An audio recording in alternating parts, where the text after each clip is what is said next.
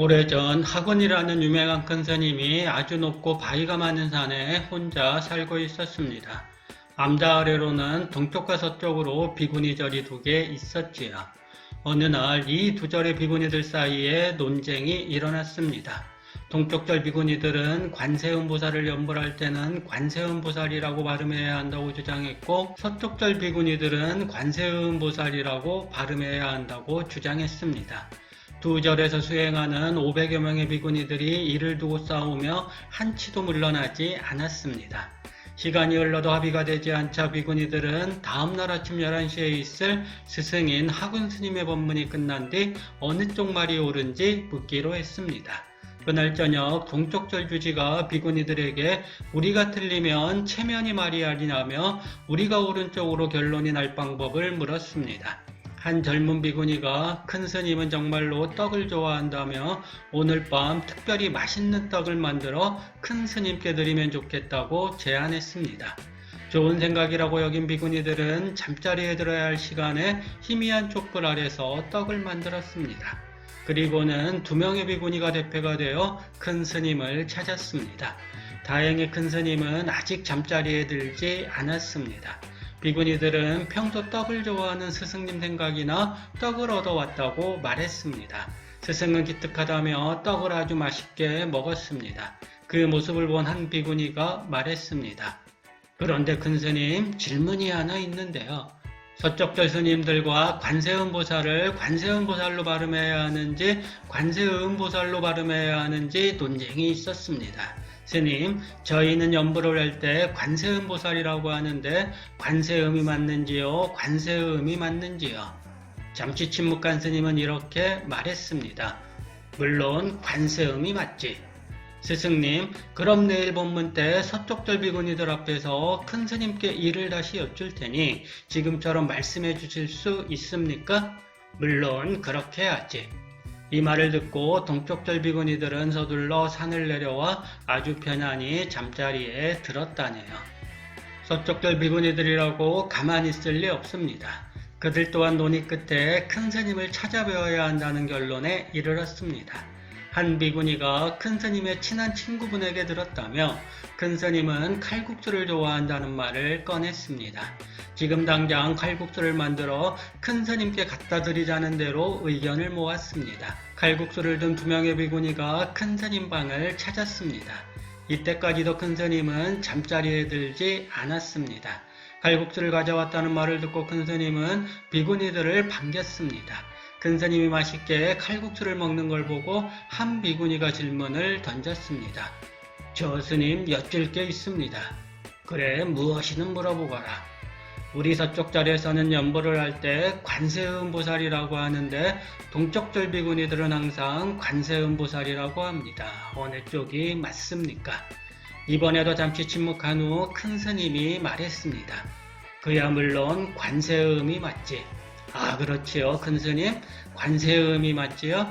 내일 오전 법회 때 우리 모두 스님께 다시 여쭐 테니 그때도 음이 맞다고 해주실 수 있습니까? 원한다면 그리 해주지. 뭐에 어려운 거라고. 서쪽 비구니들 또한 안심하며 편안한 잠자리에 들었습니다. 다음날 아침 11시가 되자 500여 명의 비구니들이 대웅전에 모여 큰 스님을 기다렸습니다. 연단에 오른 큰 스님에게 삼배를 올리자마자 동쪽절의 한 스님이 먼저 물었습니다. 큰 스님, 우리는 어제 내내 논쟁을 했습니다.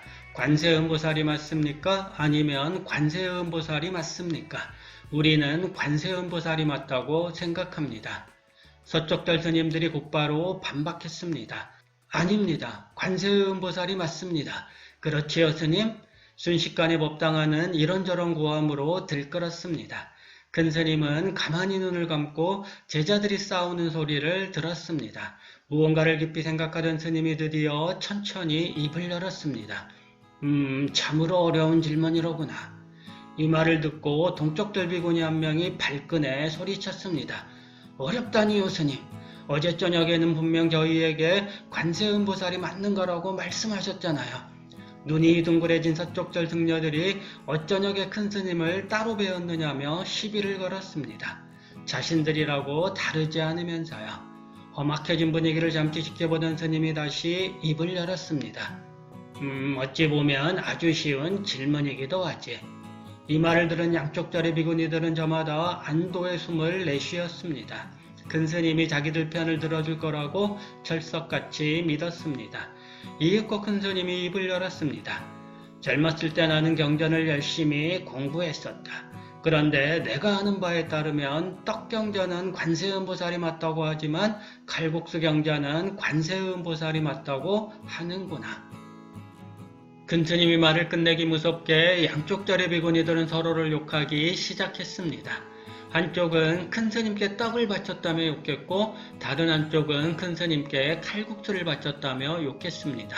가만히 보던 큰 스님이 큰 소리로 제자들을 꾸짖었습니다. 헐! 다 내려놓아라. 관세음보살 할 때 관세음보살 할 뿐, 관세음보살 할 때 관세음보살 할 뿐이다. 말과 단어에 집착하지 말아라. 연보를 할 때는 그저 연보를 외면 된다는 말이다.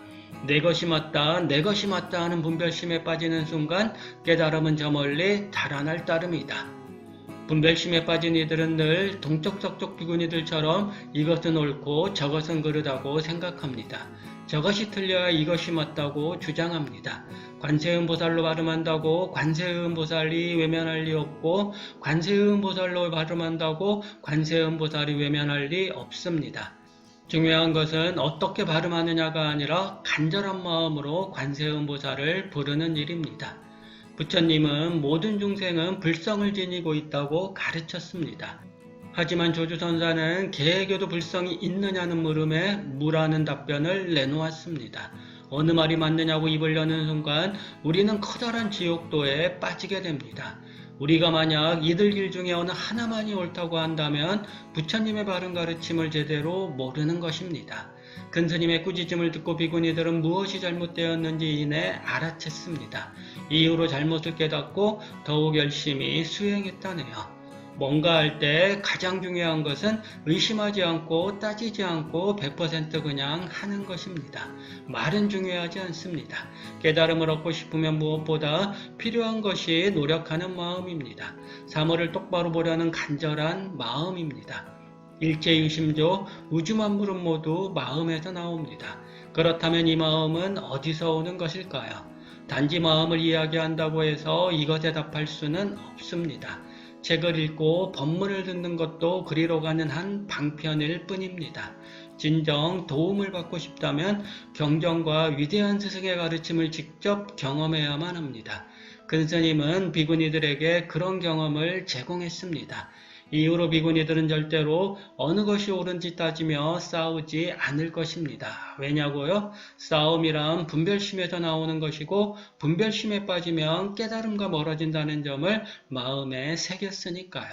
하군 큰 스님은 바로 그 점을 우리에게 전하고 있는 것입니다.